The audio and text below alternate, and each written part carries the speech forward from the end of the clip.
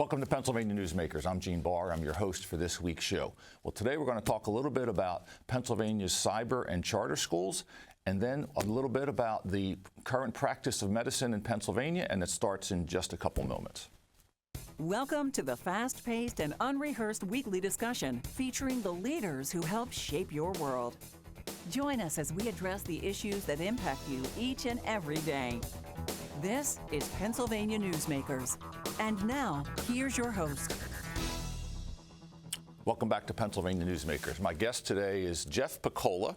Jeff is the chair of the Board of Trustees of the Commonwealth Charter Academy. So, Jeff, thank you for being with us here today. Good to be with you, Gene. So, let's talk a little bit about what that is. First off, you're a former state senator as well, right. So you and I have worked together many times over the years. So, for the folks who don't know, what is a charter academy? What's a cyber school? Well, a cyber charter school is a charter school that is enabled by the Commonwealth. The State Department of Education grants the charter, and they're chartered to provide educational opportunities for students around the Commonwealth of Pennsylvania. CCA, Commonwealth Charter Academy, is currently the largest cyber charter school in Pennsylvania. We have over 34,000 students. We are in every school district in every county of the Commonwealth, and we have a huge footprint in Pennsylvania. We have 1,700 teachers, 2,300 staff total. So we're quite a presence in Pennsylvania. I'm real proud of the growth that we've experienced in the last 5 or 6 years. Now, most people would call kind of what you're doing school choice. That has been a term that's been tossed around for years and years. It is school choice. There's no question about it. But the whole concept, they would call that. Yeah. Yes, because it's up to the parents. The parents Correct. have to decide whether they're going. It's not. You don't get sent there. You aren't dictated. Yes. The parents decide that this is the best opportunity, educational opportunity for their student. Right. And yes, it's school choice. And I would argue that CCA is the biggest success story in school choice in Pennsylvania. Now, were you a huge proponent of this during your time in the state Senate? Yes, I was. I was involved on the Senate Education Committee in the late 90s when Governor Ridge proposed the original charter school law, which we got adopted. And then a few years later, along comes cyber education, which we didn't even envision initially. And so we had to amend that law to provide for cyber charter schools, and which we did in the early 2000s. Yeah, when this was first discussed, the concept of going online and going to school was never thought of. So now you got to kind of make some of those adaptations. How are these schools funded? What's the funding formula? What's the funding process for these schools? Well, each student who comes from a school district is assigned a tuition rate. Now, each district has a different tuition rate because they spend different amounts on the children that they educate, different per student expenditures. And basically, it's a formula based upon what a school district spends on a student, backing out certain costs like transportation, debt service, property acquisition, some other things. And that is the bottom line after you deduct those things is the tuition rate that you spend on charter schools. It averages about 70 to 75% of what a school district, the sending school district, spends on a student. The great thing about it is they get to keep the other 25 or 30%. They keep that and use it for whatever they want to use it for. What's the average, what you would say? Is it's as you said, because the number is so spread over, depending, is there an average amount that you get per student? Well, I just happen to have some numbers here. It's probably in the neighborhood of $15,000, $16,000 per student. It's really hard to determine because we get students coming in and out from different districts all over the state. Right, and varies. And of course, none of this goes to religious schools. That's a whole separate. This does not involve religious education at all. The Education Improvement Tax Credit is kind of basically EITC is a different to do that. Yeah, that's a different animal. Which provides some of those. And how long has this been going on? How old are these charter schools? Well, the charter schools are probably close to 30 years old. Okay. The cybers are probably 23 years old. Okay. CCA itself is 21, 22 years old. Okay. So we've been around quite a while. Good. We're going to take a break. When we come back, we're going to continue to talk about the charter and cyber schools in Pennsylvania.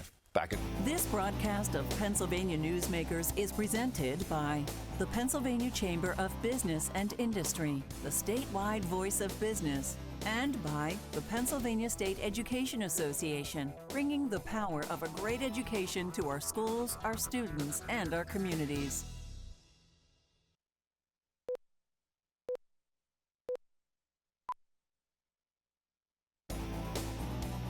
This broadcast of Pennsylvania Newsmakers is brought to you by the Pennsylvania Highway Information Association, the go-to source to learn about transportation projects and issues. Please visit pahighwayinfo.org. And by the Pennsylvania Manufacturers Association. Business in Pennsylvania is our business. Welcome back to Pennsylvania Newsmakers. My guest here is Jeff Piccola, who is the chair of the Board of Trustees of Commonwealth Charter Academy. So, Jeff, again, thanks for being with us. There was a recent audit that came out from the Auditor General's office here, and I know you guys weren't particularly thrilled with it, shall we say. What were some of the main problems that you saw that you would say were in that audit?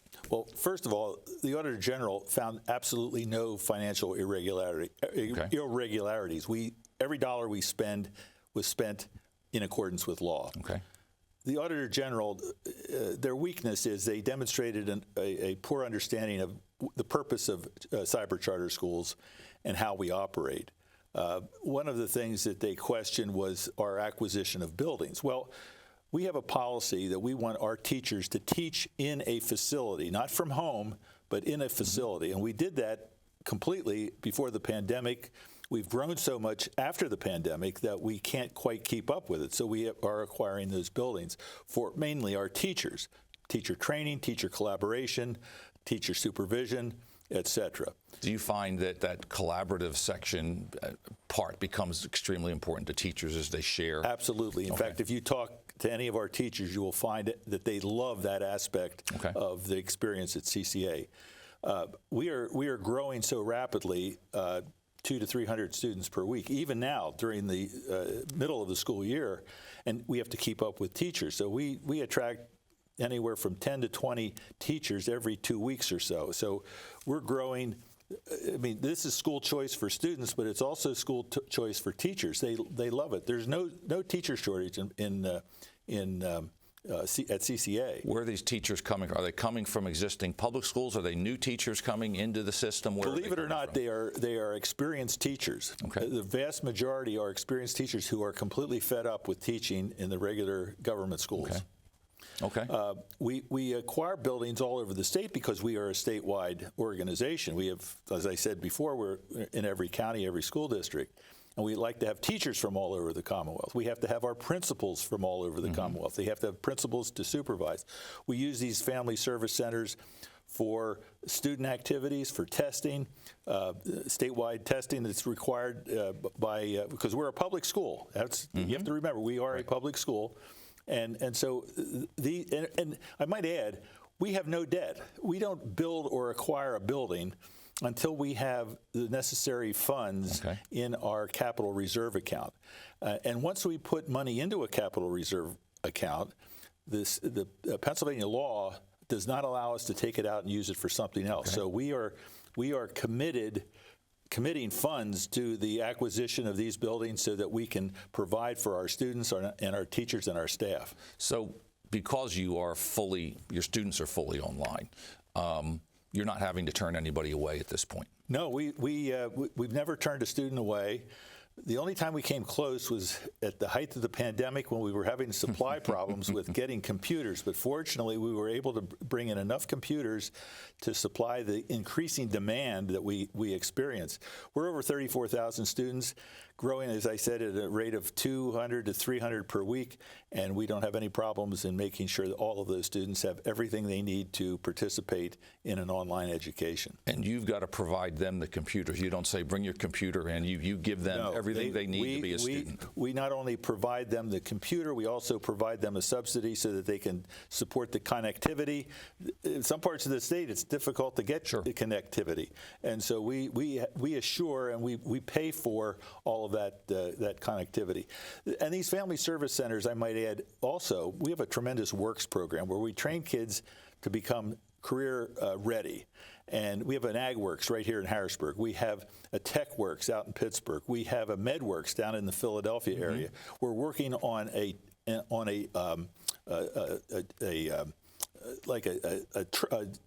job training works up in the Scranton area. So we use these buildings for a whole variety of things.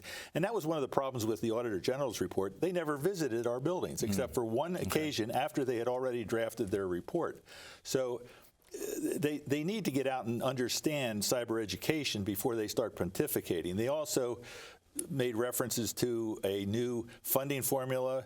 Well, it's very difficult to come up with a funding formula that really works for this kind of statewide education. Yeah, thank you. And again, those specialized things I know are critical in terms of workforce development in this Commonwealth. Jeff, thanks for being on with us. My pleasure. Having you on again. Thank you. Okay. When we come back, we're going to talk a little bit about what is going on with medicine in Pennsylvania. Be back in a moment. This broadcast of Pennsylvania Newsmakers is brought to you by Cross-State Credit Union Association. Credit unions, where people are worth more than money. To find a credit union that is right for you, go to ibelong.org. And by the Energy Association of Pennsylvania, Pennsylvania's energy information source.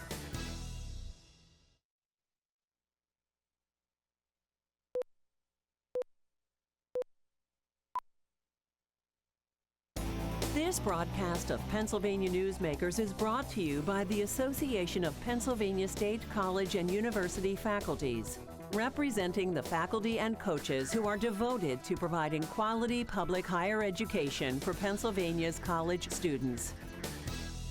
Welcome back to the show. Our next guest is Dr. Lynn Lucas-Fehm, who is president of the Pennsylvania Medical Society. Dr. Fehm, thanks for being with us here virtually today.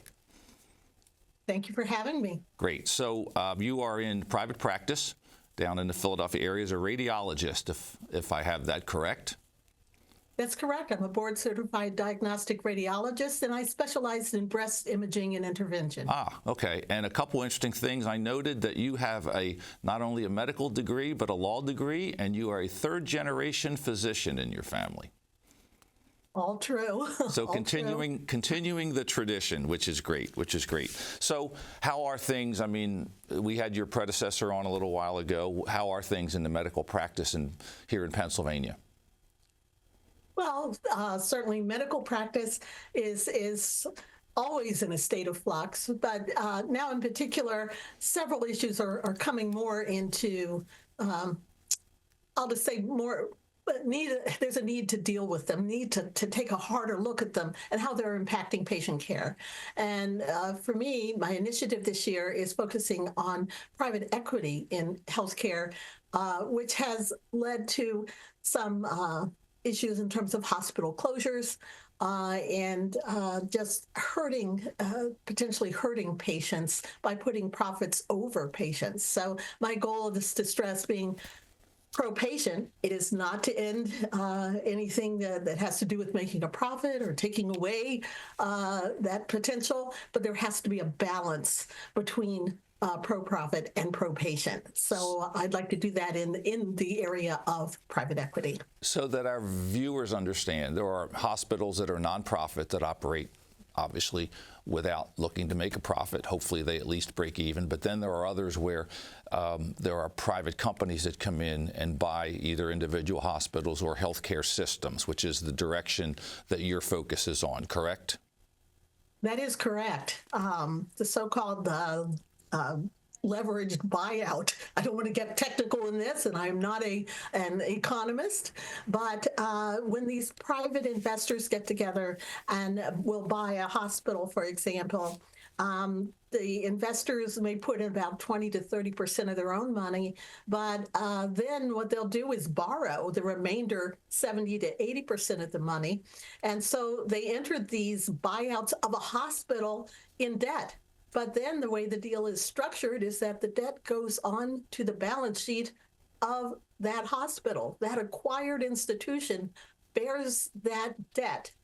And the collateral for that debt is often the land and the hospital buildings themselves. And so what we are seeing, and it's not just in Pennsylvania, but it's throughout the country, is these companies will come in and take their profits for their investors. But when things don't go well and they begin to lose money, they will actually take that property, charge a lease price back to that poor hospital that used to own that the property. And even in the end, if they're going bankrupt, which is what is happening now with Crozier in Delaware County, they will then even close the hospital. Yeah, let's touch on that because it is a hospital I'm familiar with, and it's one of the larger ones down there. It's a trauma center for that area, and for many, many years has had, and I don't know if it's still there or not, one of the premier burn centers in the entire country, certainly on the East Coast, correct? It does. It still has a burn center, and it is an integral part of that community.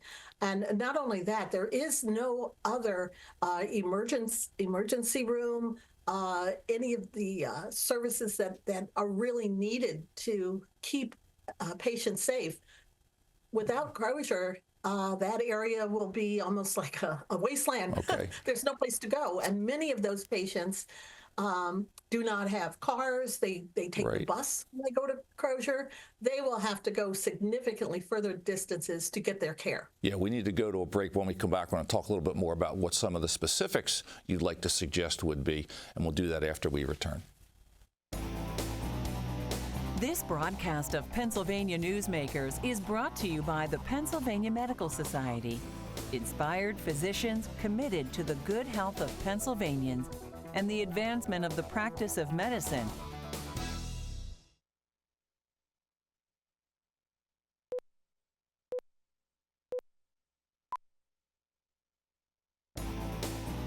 This broadcast of Pennsylvania Newsmakers is brought to you by Pennsylvania American Water. We keep life flowing across the Keystone State. Welcome back to Pennsylvania Newsmakers. We're talking with Dr. Lynn Lucas-Fehm, who's president of the Pennsylvania Medical Society, and her proposal for some, as she notes, guardrails or controls we might put on the for-profit entities that operate some of our hospital systems. So you've said earlier that you're not saying let's ban that. You're saying what can we do to control? Because I guess that what this comes down to is you're always trying to balance between competition, innovation, and that drive for profit. Is that a fair statement? It is. It's all about a balance. In no way is this anything that I'm asking for consideration have anything to do with doing away with business and with private equity as a whole. It really is something just to make sure, as with anything, there can be bad actors. It's to keep the bad actors out who would come in, take all the profit, and abandon a patient, basically shut down their hospital or a practice where there is a need by the patient and take the profits and run. So it really just some type of guardrails around it so that we only have good actors and not bad actors. So I imagine you have some thoughts in terms of what those guardrails should be and some things that the Commonwealth should implement as part of this. And are they legislative, are they regulatory, or are they both? Yes, well, certainly I'm leaving that to the legislature to exactly how they wish to do it. But yes, one thing that has been discussed is actually stopping one part of these deals where the private equity firm can take the property, because in some of these deals, and it comes out after the fact, after the damage is done, that actually the real target the whole time was not to increase efficiency or to help patients, but was actually to get a hold of the real estate. And we want to make sure that that does not continue. So some type of oversight, perhaps through the Attorney General's office. Again, I'm leaving that to the legislature for their expertise to put that together. But there has to be oversight to look at a deal to make sure that what the private equity firm says they're going to do, they are going to do to help the patients and not harm them.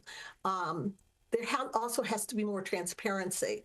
One problem with a lot of the private equity is that this is private money, and it doesn't go under the same scrutiny that a lot of mergers and acquisitions would through the SEC, for example. But we do need some oversight to look at this before they are put into place. Many of them start saying, they're coming in to increase efficiency, but the way they do that is just by increasing volume of the more lucrative procedures, taking that money and giving that to their investors to take their dividends, and then closing off less lucrative or stopping less lucrative procedures that are often essential for patient care. And we've talked about one system, but how prevalent is this in Pennsylvania and/or the country? It is prevalent throughout the country. In fact, in January of this year, the Senate put in a bipartisan report called "The Harmful Effects of Private Equity on the United States Healthcare System." Okay. It is a national issue. There has been trillions of dollars spent with these private equity acquisitions. It's in every state. It's rural. It's urban. Right now, the Sharon Medical Center in Mercer County, there you have a more rural community. The same type of issues that are going on with Crozier, which is in a large urban area. So it's touching everyone, and it's affecting patients everywhere. Now, some of the rurals I know have had some issues over the years, some of that due to, say, a loss of population in those areas. So would you argue that this is simply compounding the problems of demographics that we saw over the years? It does. It takes an already very difficult situation and makes it worse. So before one of these companies comes in to say they're going to save, whether it's a rural area, an urban area, just some oversight to say, how are you going to do this? Let's take a look at the deal you're doing. Are you really here to do that? Or are you really here for a different purpose? And it's probably fair, and I think you would agree, that Pennsylvania can ill afford to lose many of these healthcare facilities because, let's be honest, we have an aging population. You have people who are needing more knee replacements, hip replacements, the issues of aging going forward. So the last thing we can afford, I imagine you would argue, is we can't afford to lose these facilities wherever. We cannot, definitely not. The number of people that should the Crozier situation not be taken care of, the number of jobs that will be lost. It's the doctors, the nurses, the technicians, and then how badly it will harm those patients who will have nowhere to go for their daily needs in healthcare. And some of them have had the same. If you think of someone with a chronic condition who's worked with a physician for years to take care of a chronic condition, all of a sudden their physician's not going to be there. Yes, So, doctor. Thank you for being with us here. Hope to have you back at some point. Thank you for your engagement on this issue. Thanks very much. Thank you for having me. Thank you for watching the show. Look forward to seeing you on next week's Pennsylvania Newsmakers.